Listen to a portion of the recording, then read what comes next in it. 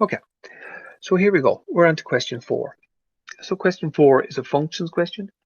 It says the function f is defined by f equals 1 minus 2 all over x plus 4 plus 8, x minus 8 all over x minus 2 times x plus 4.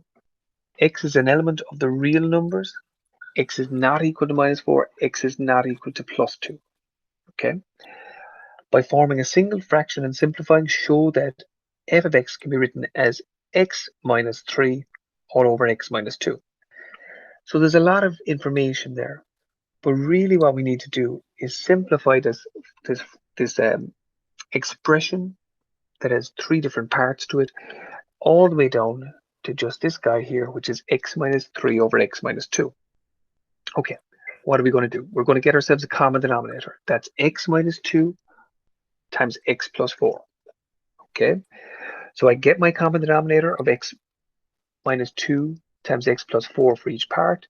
As we know, I can write this as 1 over 1. So what did I have to do to the 1 here? I had to multiply that by x minus 2 times x plus 4. So I'm going to do the same to the top.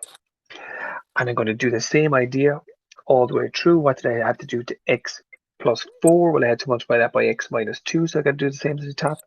What did I have to do to this guy here at the end? I didn't have to do anything, so I don't have to do anything for the x minus 8. So now I have my common denominator. There's one place here we got to be very careful.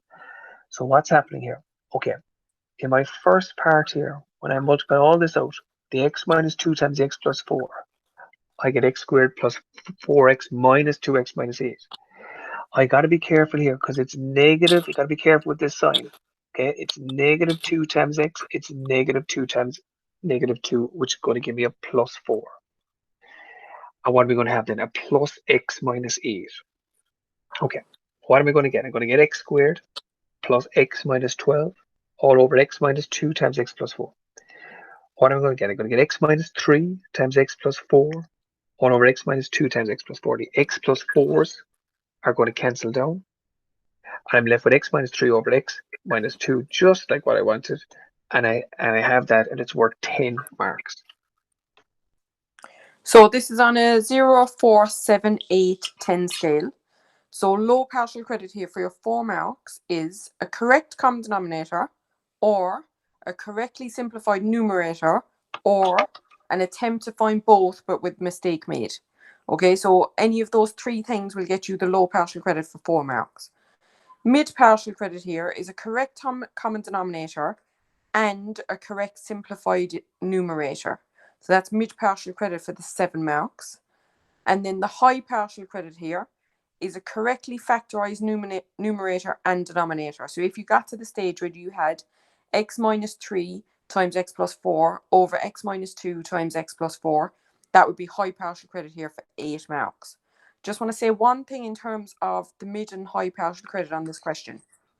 If you have only made one mistake throughout this question, you might not technically hit the criteria for mid partial credit, but you would be at high partial credit. So let me explain what I mean by that. We've said mid partial credit is a correct common denominator and a correct simplified numerator. Say, for example, the mistake you had was you messed up the minus sign that Owen was talking about a moment ago, and you had a plus there. So now you're correct, your numerator might not be correct, okay? But you continue on and you do all the steps as you would correctly had you had that right.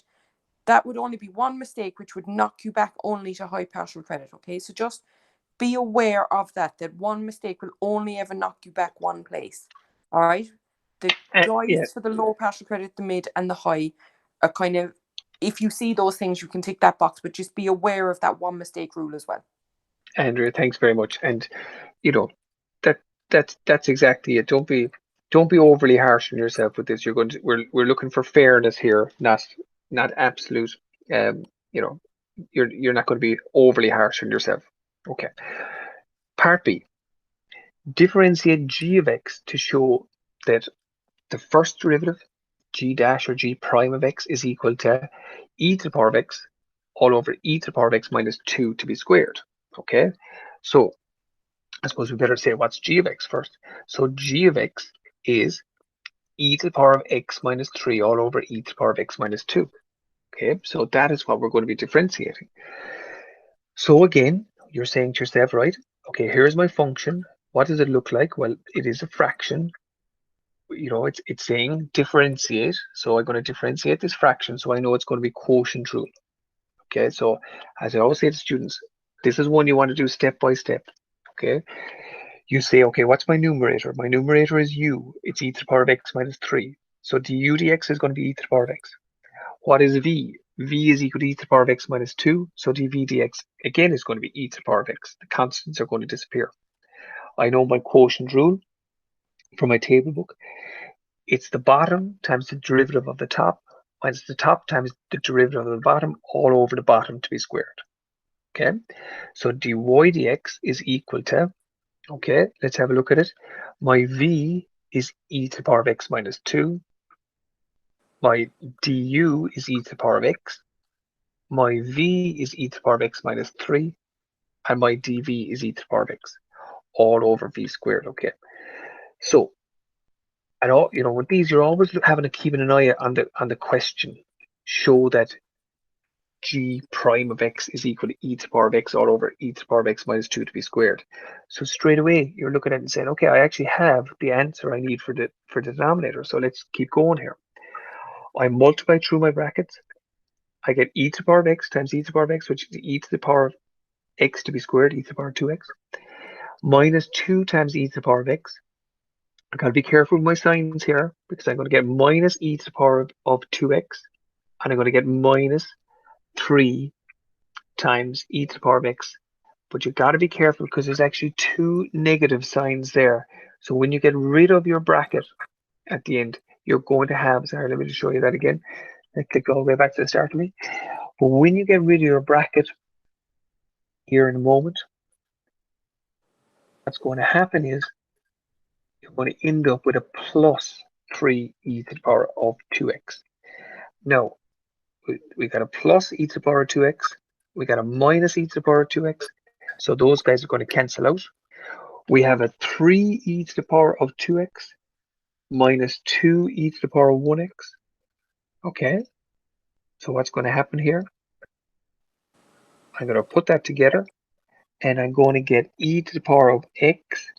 But I think to myself here, we have ourselves a little typo. Yeah, we do. We have a little typo. So let me correct that typo here. Okay, and we'll see. This should be just 3 times e to the power of x, because then let me just say, like, just for simplicity here, let's just say if I had 3z minus 2z, I know I'd have 1z. So it's the same idea here. I have 3 e to the power of x minus 2 e to the power of x. That is 1 e to the power of x. Okay, and that is the answer that I'm looking for, and that is worth 10 marks. So this one's on a 0, 5, 8, 10 scale. So 5 marks for low partial credit here is some correct use of the quotient rule. So if you write down the quotient rule and you try to apply it, so you might only have the first bracket, say e to the x minus 2 times e to the x, that would get you low partial credit because you have done some correct application of the quotient rule. For high partial credit here, for the 8 marks, we're looking for fully correct use of the quotient rule. So if you had dy by dx equals e to the x minus 2 times e to the x minus e to the x minus 3 by e to the x, all over e to the x minus 2 all squared, that would be fully correct use of the quotient rule. So if you haven't multiplied out but you've correctly used that, that's 8 marks on this question for high partial credit. Very good. Okay. So you'd say to yourself, okay, where am I again? You might have found that question to be difficult, but remember, you can keep going with this because it asks us then to find the exact values of x for which g prime of x is equal to 1. So you're saying, where is the first derivative equal to 1? So what are you going to do? You're going to solve this equation. Okay. As I always say to my students, how do you solve the equation? You isolate the variable. So we're going to do that bit by bit. I'm going to multiply across by my denominator. So you multiply by e to the power of x minus 2 to be squared. So obviously the 1 is going to disappear here. You're going to be simplifying this part down. Okay, so what's happened there is I brought everything over here onto the left-hand side. Okay, so you can see there's a couple of things have happened at once, right? What's actually happened is I brought everything over here. Obviously, as you know, the signs are going to change, but then I've also multiplied everything by a -1. So that's why you can see that you ended up with an e to the power of 2x minus 2 e to the power of x minus 2 times e to the power of x plus 4 minus e to the power of x equals 0. Okay? E to the power of 2x minus 5 e to the power of x plus 4 equals 0. You're saying to yourself, okay, what am I going to do here? Well, what does it look like? It looks like a quadratic equation. So what am I going to say? Well, you can do it in a couple of ways. You can just factorize it. You know this is the same as e to the power of x to be squared minus 5 e to the power of x plus 4 equals 0. So some of you will have done it this way, that you let y equal e to the power of x, and you get y squared minus 5y plus 4 equals 0, and you'd solve for y and then solve for x. Absolutely perfect.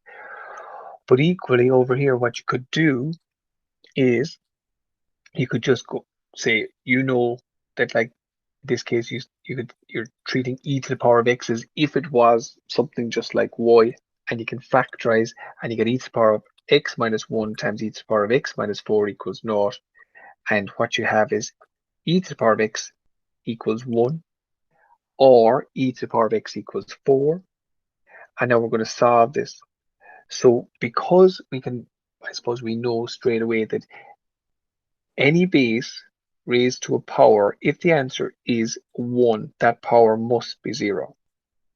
Okay? The other answer is going to be ln of 4. Now, you can do that. You can get that by taking the ln of both sides, the natural log of both sides.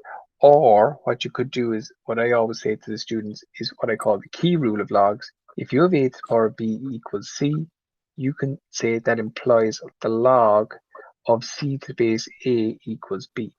So the base remains the base. What was the power becomes the answer. What was the answer becomes the power. Okay, so these two guys switch place. So I'll just demonstrate that for this little part here.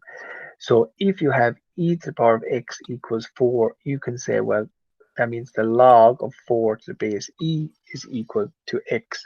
And this is the log 4 to the base e is acceptable as the answer, or you can say x is equal to ln of 4. And that was 5 marks. So this one is a 0, 2, 3, 4, 5 scale. So we have low, mid, and high partial credit available here.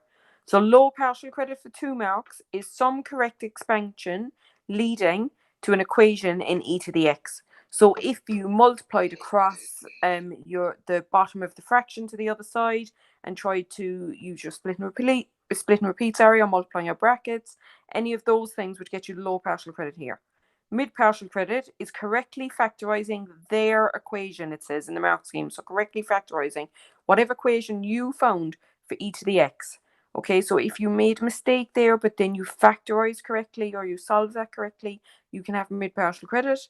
And then high partial credit is for getting e to the x correct. So if you have e to the x equals 1, e to the x equals 4, you don't go on to solve for x, but you have those e to the x's correct, you can have 4 marks there for high partial credit. Okay, Andrea, that's great. And that brings us to the end of this question, and we're going to go on now to question 5.